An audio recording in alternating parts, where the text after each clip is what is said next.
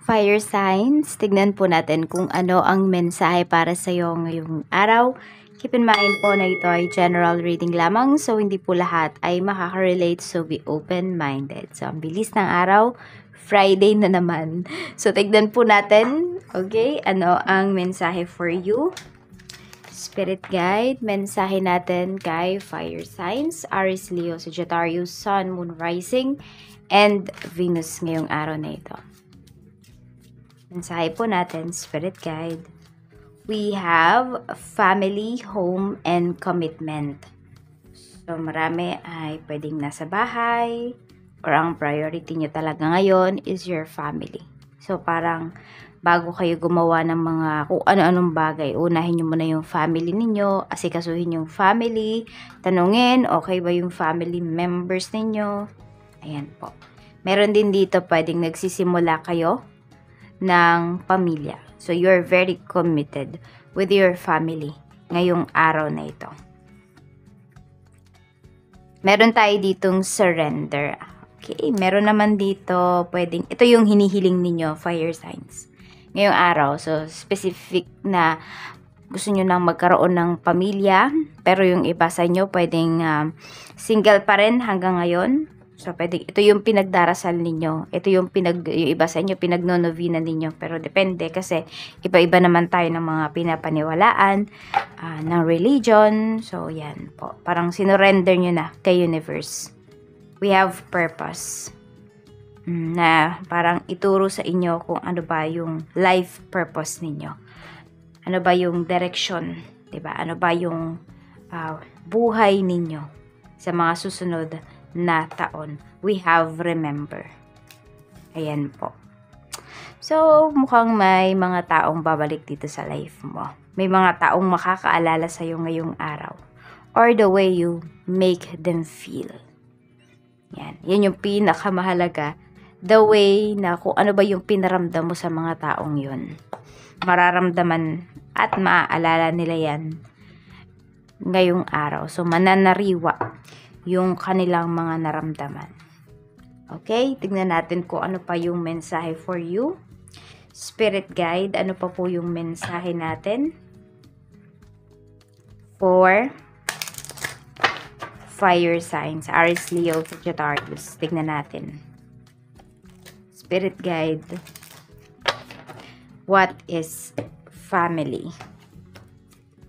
We have happy thoughts. Ayan po. So, mas nagiging positibo ka sa pananaw mo sa pagpapamilya sa iyong family.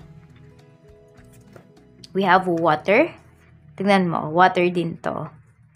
So, ayan po. Medyo emotional yung iba sa inyo, pero mas more on control nyo yung emotions ninyo. And yung emotions nyo na to is more on sa positive side siya. You also need to drink more water and eat healthy foods ngayon. So, ayan po, tingnan natin.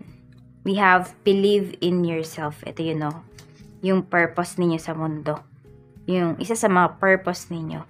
Okay? Paano yan ma-achieve? Maniwala muna po kayo sa inyong sarili. We have forgive. Ayan. So, it's time to let go of anger or blame. So, meron dito makakatanda talaga sa'yo. Sabi ko nga kung paano mo ba pinaramdam sa kanila. Or ano ba yung pinaramdam mo sa mga taong ito. Yun po yung maaalala nila sa'yo ngayon, fire signs. So, pwedeng may magre-reach out sa'yo. Pwedeng nga merong mag-i-invite sa'yo dito. Hindi ko alam kung kasal ba. Ayan po, or birthday. So, ayan, basta ang nakikita ko kasi dito is mahalaga ka sa life ng mga taong to. Fire signs. Tingnan natin. Ano pa yung mensahe for you? Angel message para sa'yo. Spirit guide, angel message po natin kay fire signs. Angel message natin. Mayroon tayo ditong prosperity. Mula po ito kay Archangel Ariel. Your material needs are provided as you follow your intuition and manifest your dreams into reality. Kaya maniwala po kayo sa inyong sarili. Para ma-achieve nyo din yung, sabihin natin, yung status sa life na gusto po ninyo. Okay, so ayan, yung mga material needs ninyo are provided. Sabi sa inyo dito ni Archangel Ariel. So, hindi kayo mangangamba sa finances. Or kung nangangamba kayo ngayon, ay mayroon na agad yang solusyon. Fire signs. Check po natin kung ano pa yung mensahe for you pagdating naman sa trabaho. Spirit guide, pagdating naman po sa trabaho, kamusta po? Kamusta po ang trabaho, Spirit Guide, ni Fire Signs? Meron tayo ditong Ace of Wands. So, may malaking opportunity na paparating para sa'yo, kaya lang, kailangan mo din dito ng malalaking action. Kailangan mong umaksyon ka agad dito sa iyong trabaho. Ayan po.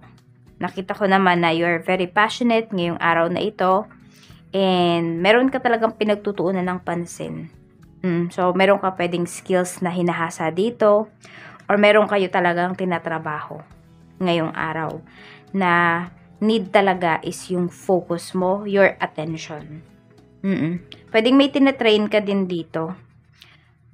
Pwedeng may bagong pasok na employee. So, ikaw yung nagtatrain. Or meron ka mga pinapaliwanag sa kanya. Yan. Tignan natin. We have strength. Okay? So, yun. Doon nga lang, doon sa tao na yon or kung sino man itong mga ka-deal mo ngayong araw is hindi mo kailangan sobrang maging mabait sa kanya. Yes, you are committed with your career, pero kasi kapag naging mabait ka sa taong to, pinapakita kasi kagad dito na pwedeng akala niya easy-easy lang yung work, ganyan. So, pwedeng hindi niya seryosohin. So, medyo lagyan mo ng tapang at basta parang disiplinahin mo yung taong to para hindi siya mawili. Tingnan natin. Pagdating naman sa iyong business, if you have business, we have 10 of Cups. Ayan po. Talaga namang fulfilled ka ngayong araw na ito sa iyong negosyo. Fire signs. Para bang wala ka na talagang mahihiling pa. So, sinurrender mo na kasi yan kay universe. At nagtitiwala ka kay universe, kay God. Kaya po, overflowing din yung blessings na nare-receive mo. Pero syempre, hindi naman laging araw-araw overflowing yung blessings. Kaya, yan po. At talagang sinupin ninyo kung ano yung kinikita ninyo dito sa inyong business. Make sure na nagtatabi talaga kayo ng tinutubo ninyo. Hindi yan nagagastos lahat. Or mas maganda nga kung binabalik ninyo sa business para mas lumago pa yung business ninyo. Or kung hindi man sa current business ninyo, mag-ipon kayo para madagdagan pa yung source of income ninyo.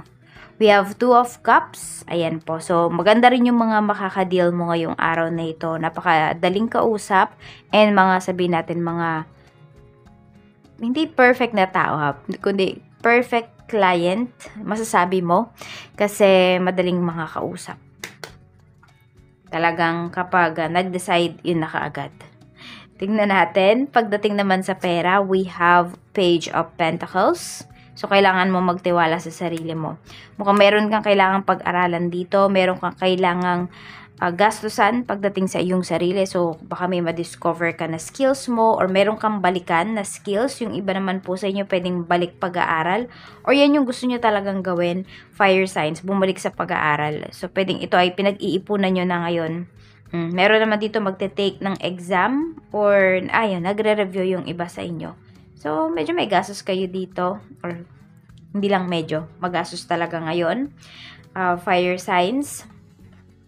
So, parang i-maximize nyo talaga yung makukuha po ninyo na benefits dito sa pagkakagastosan ninyo ngayong araw. We have awakening. So, mas alam mo na ngayon kung ano ba yung gagawin mo sa finances mo. Hindi ka nagmamadali, fire signs. Kasi before, parang ganito ang nangyayari. Pag tuwing may pera ka, parang lagi kang mauubusan. Yun yung nafe-feel mo. Pero ngayon kasi, pwedeng ang nafe-feel mo na is pag mayroon ka, mas mag-grow pa yung money mo. Kaya hindi ka nagmamadali sa paggastos. Hindi ka nagiging impulsive buyer dito. Check naman natin pagdating sa love life. So, we have forgiveness. We have 4 of Swords. So, parang feeling mo kasi wala ka nang magagawa dito. So, may mga bagay na nile-let go mo na talaga. Okay? Kasi nakaka-bother lang talaga sa'yo. Nagbibigay lang siya sa'yo ng stress. We have 3 of Swords. Ayan po. So, unti-unti, you let go of the past na. You heal with time. You know. Ngayon, masasabi mo na mas ready ka nang magpatawad. Kahit walang humihingi ng sorry sa'yo. Kahit walang nagpapakumbaba. Pero kasi nafe-feel mo na pwedeng ito yung hadlang sa blockages mo. Fire signs. Totoo yan. Totoo yan. Kaya kung meron kayong sama ng loob, you have resentments, you have guilt feelings, you have ano pa, you are enraged pala. Alisin nyo na yan. Para yung prosperity, yung blessings na darating sa life ninyo, tuloy-tuloy, nabablock siya. Parang every time na nagtatampo kayo, every time na, yun nga, unbalance yung mind ninyo, yung heart ninyo, nabablock siya talaga. Tignan natin yung blessings na pwede mong ma-receive. Mayroon tayo ditong box. So, ayan po. May mga paparating ba sa inyo na mga packages? Pwedeng, ito man ay in-order ninyo or bigay sa inyo ng ibang tao. Ayan po. It doesn't matter. Kasi nga, sinasabi naman sa inyo dito, yung material needs po ninyo is provided. Pwedeng provided nyo talaga yan or provided. May nagpo-provide na ibang tao po para sa inyo. So, ito po yung mga lucky numbers mo. We have number 1, number 2, number 4, and number 3.